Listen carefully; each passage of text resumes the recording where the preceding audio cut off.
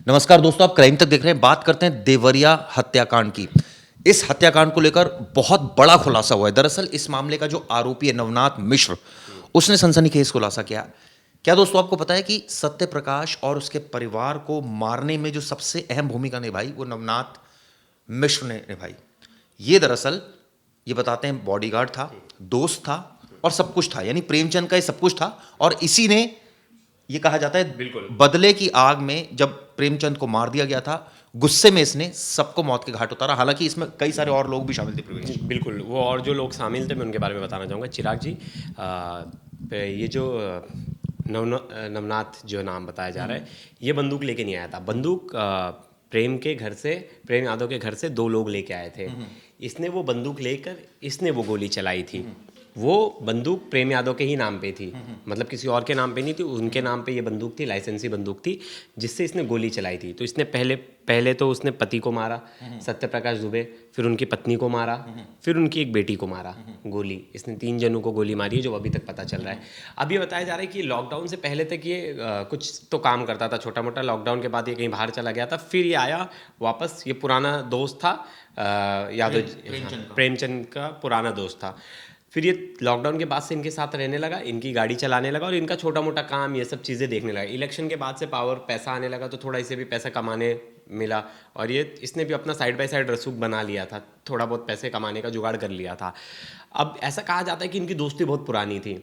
तो अब ये क्या हीट ऑफ द मोमेंट की दोस्ती के लिए सिर्फ जाके तुरंत गोली मार दिया? क्या ये ऐसा लगता है कि दोस्ती के लिए इतना बड़ा कोई मर्डर कर देगा? नहीं नहीं नहीं, क्योंकि मुझे ऐसा क्यों नहीं लगता चिराग जी, क्योंकि दोस्ती के लिए इतना तुरंत जाके ये, मतलब इतनी भी गहरी कुछ दोस्ती नहीं थी कि तुरंत जाके, मतलब इतना वो नहीं था कि मार देता। बेटे बेटे मारते समझ आता, इसका मारना नहीं समझ आता। क्योंकि अब ऐसा कहा जा रहा है, मतलब आस पड़ोस के लोग बोल रहे थे कि जितना इनका इनलीगल प्रॉपर्टी पे एंक्रोच था, जहाँ जहाँ था, तो कहीं ना कहीं ये जो है मिश्र, ये उन जगहों पर जाके वो करता था, मतलब हफ्ता वसूली, वो जगह पे जाके कब्जा लेना, मतलब आधे यानी इसका भी कुछ ना कुछ स्टेक था, कहा जाए। हाँ बिल्कुल बिल्कुल बिल्कुल, हर चीज़ में स्टेक था, मतलब इन्वॉल्वमेंट था।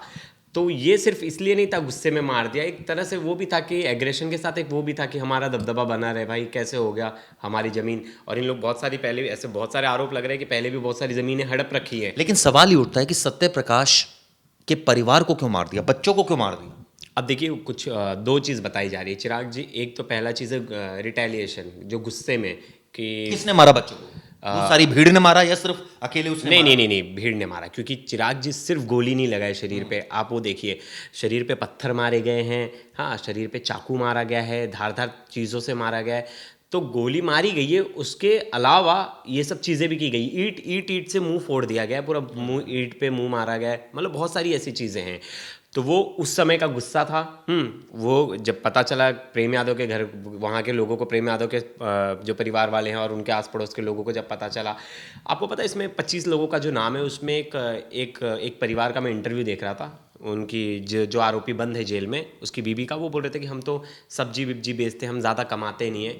बहुत बार होता है कि एक छोटा मोटा, एक बड़ा आदमी होता है एक सूबे का, और उसके छोटे मोटे सपोर्टर होते हैं, वो गरीब घर से आते हैं, वो उन्हें भगवान जैसा मानने लगते हैं। वो उनके लिए किए कुछ नहीं होता है, छोटी मोटी चीज़ें की होती है, लेकिन भगवान जैसा मानने लगते हैं। प्यार मोहब्बत यही बड़ी बात होती है। इसलिए वो सारे लोग चल दिए साथ में गए 25-30 लोग, मार 5 ही रहे होंगे, अब वो 25 के 30 आप सारे बुक होंगे क्योंकि बिल्कुल, क्योंकि कॉमन इंटेंशन में सब आए। आपने एक थप्पड़ मारा है या एक चाकू मारा है, अब भीड़ ने आके सबने मारा है। कई हमने ऐसे केसेस देखे हैं व्यूअर्स, जिसमें एक मारने वाला कोई होता है लेकिन उसके आसपास जो लोग होते हैं वो भी मर्डर केस में बुक हो जाते हैं, क्योंकि अगर शख्स का मर्डर हो जाए तो।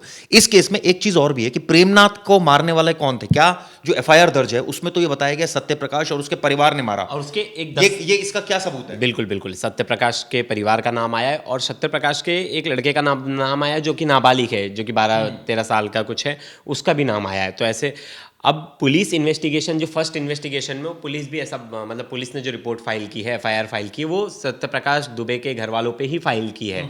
तो ऐसे में अब पुलिस की रिपोर्ट के हिसाब से देखा जाए तो यही है कि जो मर गए उन्होंने मारा।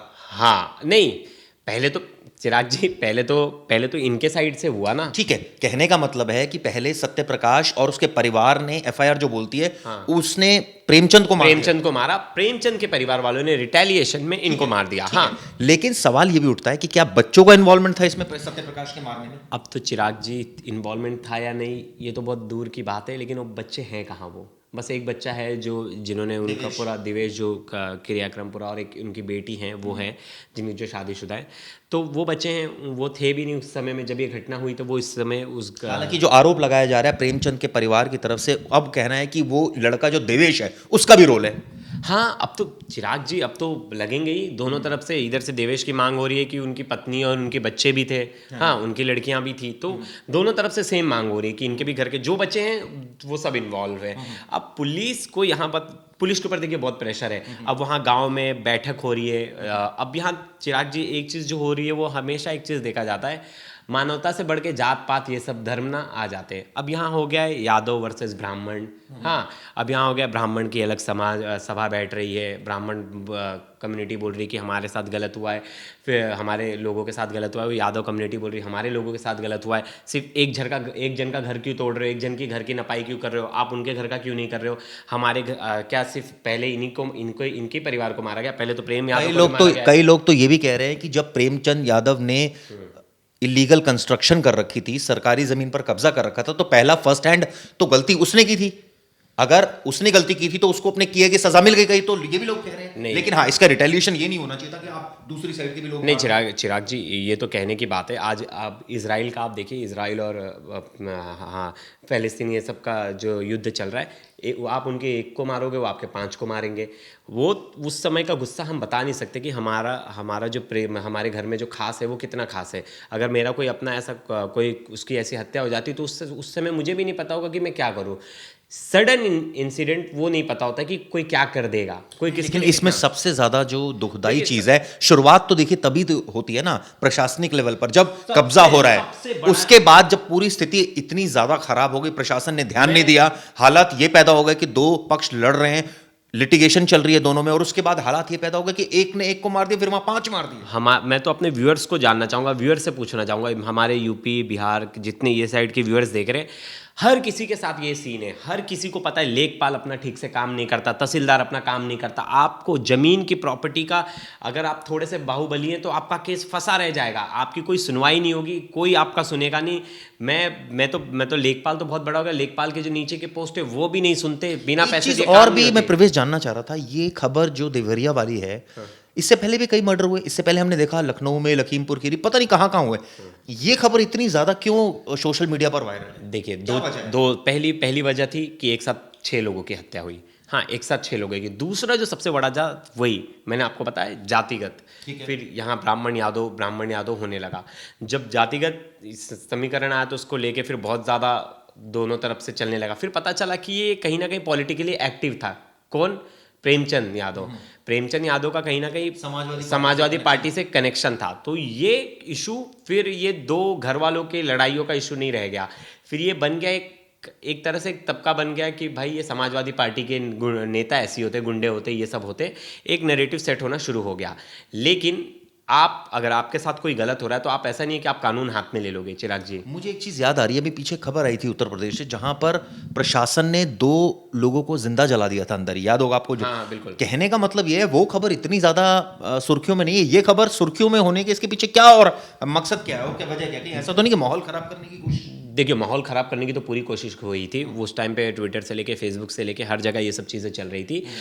तो पुलिस ने कहीं ना कहीं उस सिचुएशन को कंट्रोल कर लिया था। फिर पुलिस ने फिर वो इलाकों में, मतलब जिस जगह ये घटना हुई वहाँ अच्छी खासी चाक चौबंद सिक्योरिटी लगा दी कि कुछ भी होना नहीं चाहिए, क्योंकि टेंस इतना ज़्यादा माहौल था कि वहाँ दंगे जैसे हालात भी हो सकते थे अगर पुलिस टाइम रहते कंट्रोल नहीं करती। लेकिन पुलिस की जो सबसे बड़ी रिस्पॉन्सिबिलिटी थी, जो सत्य प्रकाश दुबे के तरफ से कंप्लेंट की गई थी बहुत पहले, जो इनके तरफ से कंप्लेंट की गई थी, अगर उसको सीरियसली लेते, गांव में छोटी मोटी केसेस को पुलिस वाले ज़रा भी सीरियसली नहीं लेते। अगर आपका प्रॉपर्टी मैटर, पुलिस सुनेगी नहीं, आपसे 1000 रुपये ले लिए, इनसे 1000 रुपये ले लिए, जाओ भगाओ, कुछ नहीं सुनते आप छोटे और इस मोटे। केस में तो खैर ग्राम सभा का वो सदस्य था, तो नेचुरली उसका दबदबा इतना ज्यादा था। मैं वही बोल रहा चीजें नहीं हो पा हूँ, रही। मैं वही बोल रहा हूँ, गांव देहात में तो अगर गलती किसकी थी? सरकारी जमीन थी, गलती किसकी थी? कब्जा तो अगर सत्य प्रकाश कैसे गए क्लेम कर रहा था कि उसकी जमीन है, देखिए चिराग जी, गांव जमीन किसकी थी ये? देखिए ज़मीन तो गवर्नमेंट की ज़मीन थी, लेकिन क्या होता है बहुत सालों से आप रह रहे हैं तो फिर आप मतलब जो कलेक्टर है वो आपको चिन्हित करता है कि आप इतने साल से रह रहे हैं तो ये आपको हम अलॉट करते हैं। तो बहुत लोग अपना कब्जा कर करके रखते हैं, तो क्या पता गवर्नमेंट चेंज हो, कुछ हो आगे चल के। नहीं, ऐसे कब्जा करके मतलब इसका मतलब सरकार दूसरी आएगी तो वो ये कैसे हो जाएगी आपकी जमीन है? नहीं, कोई कागज पत्तर तो होगा कुछ? मैं बताना चाहता हूँ। देखिए नॉर्थ में कैसा चलता है कि आपको ज़मीन अलॉट होती है, मतलब मेरे पूर्वज इस ज़मीन पे हम 30 साल से रहते आ रहे हैं, और फिर उस हिसाब से कलेक्टर आपको वो करता है, अलॉट करता है कि आप इस ज़मीन पे बहुत सालों से रह रहे हैं, क्योंकि देखा जाए तो पूरी ज़मीन ही गवर्नमेंट की है। तो बहुत सारे लोग पहले तो परमिशन ही नहीं लेते थे। चिराग जी, अगर आप भी आज यूपी में चले जाए तो मुझे लगता है 70% घर का किसी का परमिशन ही नहीं होगा। जो 1+2 1+3 बनाते हैं, किसी का भी प्लान पास नहीं होगा। अगर आप बुलडोजर से तोड़ने पे आ जाए तो आधे ज़्यादा घर ध्वस्त हो जाएंगे। लेकिन इस घटना ने, देवरिया घटना ने तमाम सवाल खड़े कर दिए। जैसा प्रवेश ने भी कहा, ये जो मामला था एक तरफ जहां जातिगत रूप भी ले रहा था, एक तरफ जहां कानून और व्यवस्था पर सवाल खड़े कर रहा था, एक तरफ जहां जमीनी विवाद की बात हो रही थी, एक तरफ इसमें पूरी मानवता को शर्मसार कर दिया गया, क्योंकि बच्चों का इसमें मर्डर कर दिया गया। उन बच्चों का जो शायद जमीन के बारे में ज्यादा कुछ नहीं जानते रहे होंगे, उनको तो ये था कि उनका परिवार, आप सोचिए आखिरी पल किस तरह के रहे होंगे परिवार के लिए, जब भीड़ ने इस तरह से अटैक कर दिया उनके ऊपर, बच्चों को मार दिया गया चिराग जी, और वहां लेकिन प्रेमचंद को मार दिया। चिराग जी, लेकिन मैं आपको एक चीज़ टोकना चाहूँगा। जो ये गांव देहात की हालत है ना, वहाँ ना बच्चा ना 5-6 साल से ही हो गया ना, उसे समझने लगता है मेरी ज़मीन क्या है। बच्चे पूरा परिवार लड़ता है। चलिए, हो सकता है हाँ, इस केस में मतलब पता नहीं हो नहीं मैं। मतलब लेकिन इसका मैं मतलब बता ये तो रहा नहीं हूँ- कि मैं बता रहा हूँ उनको मार देंगे। ये पेरेंट्स खुद गांव देहात में पेरेंट्स की अपब्रिंगिंग है। लड़ाई करता है ना तो पूरा परिवार लड़ाई करता है। ये मेरे व्यूअर्स जो देख रहे होंगे ये भी इस बात से सहमत होंगे। 2 परिवार लड़ रहा है, 2 पड़ोसी लड़ रहे हैं तो पूरा घर लड़ेगा, उसमें छोटे बच्चे से लेके सब लड़ रहे खैर, हैं। जमीनी विवाद में जो ये हुआ नहीं होना चाहिए था, गलत है। आगे से इस तरह की घटना ना हो, सरकार को इसके लिए कदम उठाने चाहिए। क्या उठाएगी, ये देखने वाली बात होगी। वीडियो कैसे लगी जरूर बताइएगा।